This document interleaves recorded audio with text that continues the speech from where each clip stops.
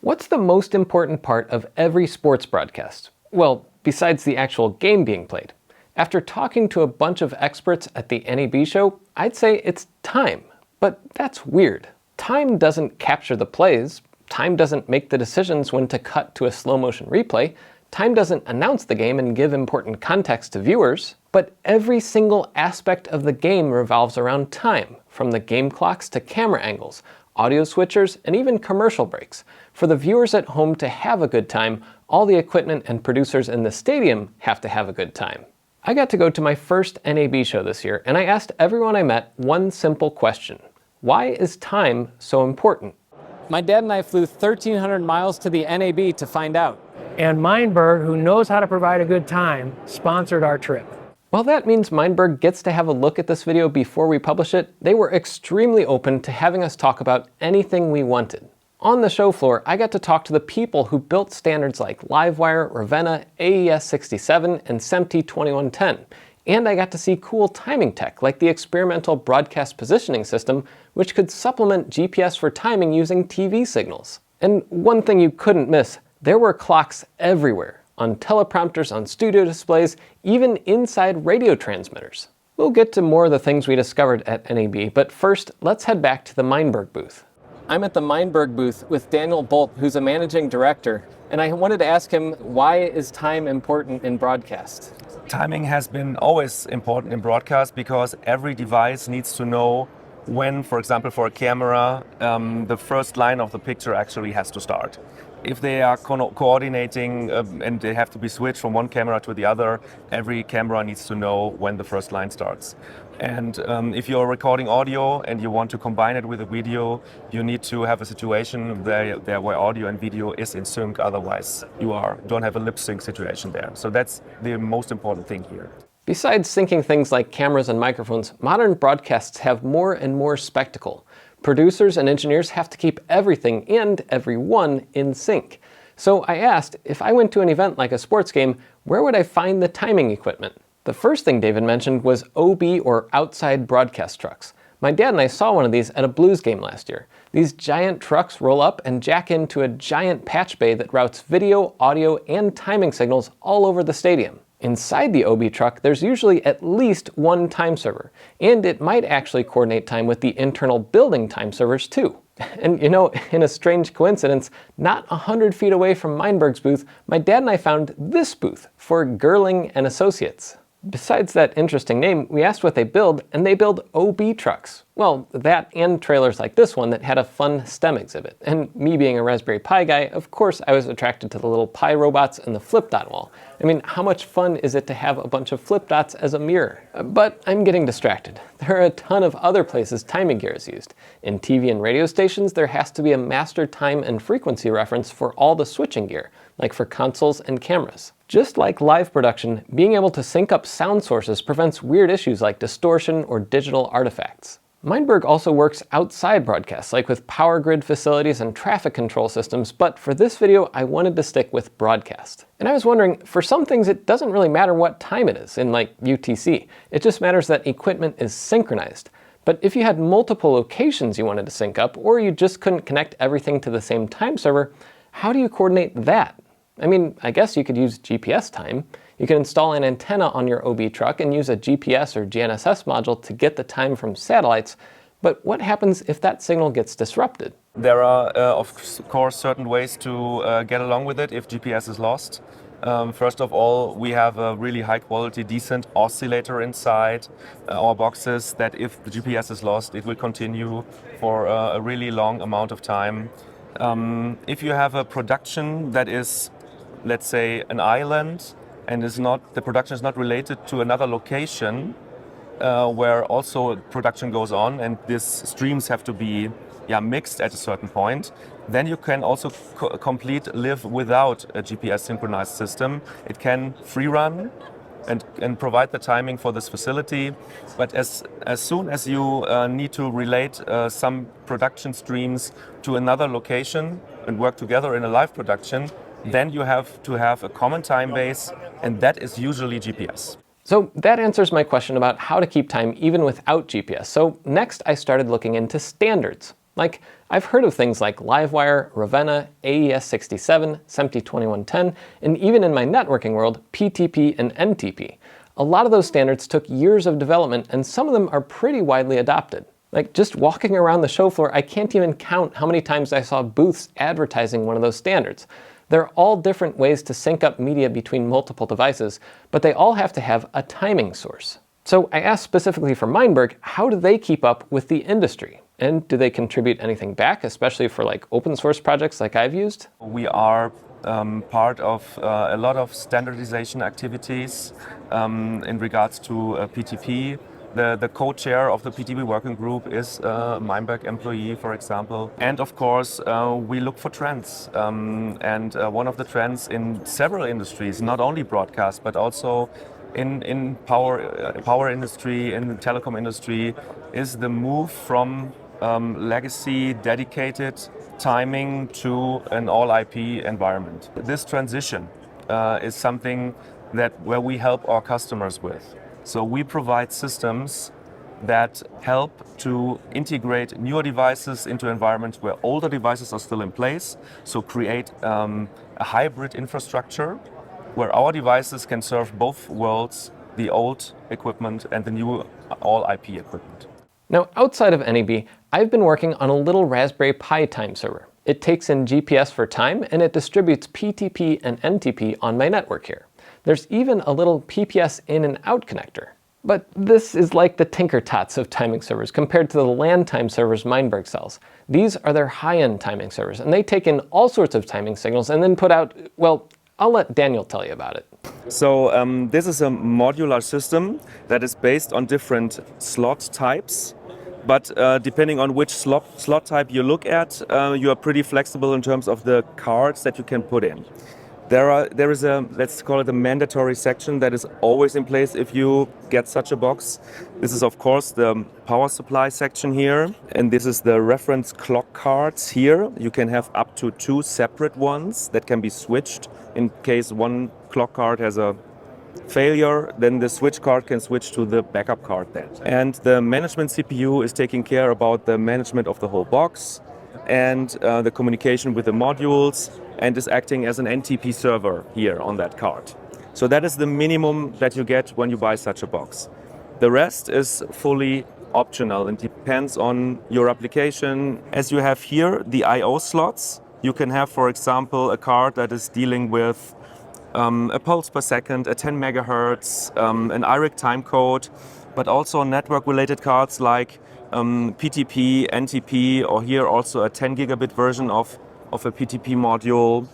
And of course, for broadcast, the legacy timing signals like blackburst, tri-level, LTC timecode, DARS, word clock, and so on. Can you show me a couple Yes, modules? of course. So for example, this one here is the video signal generator card. It provides blackburst and tri-level sync, LTC and DARS, also as a symmetrical signal here.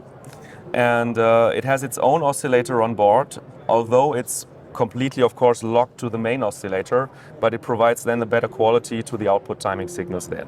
And you can, if you want, plug this card in while the system is running. The system will automatically detect the card type, configure it, and you're ready to use. You don't even need to switch the box off. So it's full hot pluggable and hot swappable. And I got to talk to Daniel a bit more about this because I was really interested in their architecture. Their box has pins in each I/O slot to provide 3 basic signals: frequency, phase, and time. For frequency, there's a 10 megahertz reference signal. For phase, there's a pulse per second, kind of like the metronome that keeps all the clocks in sync. Then the time is sent as a string using a serial protocol. That way, every single I/O card, no matter if it's doing like PTP for AES67 or a blackburst signal for older gear, each card has all the signals it needs to keep everything perfectly synced. Daniel summed it up to me this way: with frequency, phase, and time, you can create every other timing signal you'll ever need.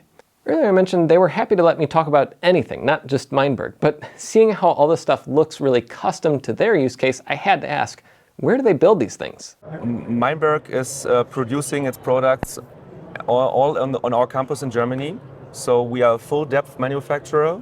We are designing the boards, we are manufacturing the boards, We even are manufacturing the chassis by ourselves. And yeah, that enables us to be very flexible in terms something has to be changed for a certain product. They sent me this video with a fly-through of their production facility, and I'll include a link to the full video too, but I thought it was really cool seeing a company like this designing, building, and shipping all their own gear inside their own building over in Germany. They also shared with me some footage of how they build their smaller, lower-cost MicroSync boxes, and for all their gear, they put it through climate testing where they freeze it, heat it up, and even put it on a shake table to simulate the harshest environments these things will get deployed in. I don't think my Pi setup would survive that. Well, the Pi would, but my 3D printed mount would just snap right in half. I realized when I walked over to another part of their booth, I had actually spotted a MicroSync at another booth at NAB. Over at the Lawo booth, they had all kinds of mixing consoles, and in the middle of it, there was this bright green MicroSync inside a bright pink Ravenna rack.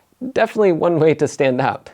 But the time server was providing sync for all the Lawo boxes, which were connected through a network switch. Of course, being inside on the show floor, they probably didn't have a good GPS signal, so it wasn't time-locked. But the box still provided all the timing needed to run the demos at the show. But I spotted more MicroSyncs over at the Meinberg booth, and I got to talk to the lead software engineer about that setup. We looked at the large box over there, but I noticed that you have these MicroSync boxes and this little itty-bitty MicroSync. Can you explain, like, why would somebody deploy one of these instead of one of those? Where do these fit in? Yeah, the MicroSync is our more cost-effective solution, so it's a compact time server which is used in, let's say, production studios or OB vans or that kind of things. Yeah, we have a pretty new web UI for that one. It's completely different from the LANTIME OS. We are running what we call Meinberg OS on these ones. All of these have a GNSS receiver inside. They receive time from GPS, and then they can distribute time via PTP or also traditional signals like Blackburst, tri-level sync, and so on. The MicroSync looks like it fits better in tight spaces, kind of like my Pi time server. But something else Raspberry Pi related caught my eye while we were talking. Up there on top of the mini rack is a little Raspberry Pi cluster. You'll have to forgive me, this is the Gearling Engineering channel and not my main YouTube channel, but this little box on top has 6 Raspberry Pis running inside, and I had to ask why. Thomas said since he can run 6 fully independent computers with PTP hardware support, he can simulate a bunch of PTP traffic on the hardware layer. He actually runs that little cluster at his desk to develop PTP Track Hound, probably the best software made for PTP monitoring. This MicroSync HR is running as a Grandmaster clock in 2 different profiles. So we have SMPTE profile on the red cabling and GPTP on the yellow cabling. Then we have another MicroSync HR. This is running as a receiver clock. So this receives time from this Luminex switch, which is running in boundary mode.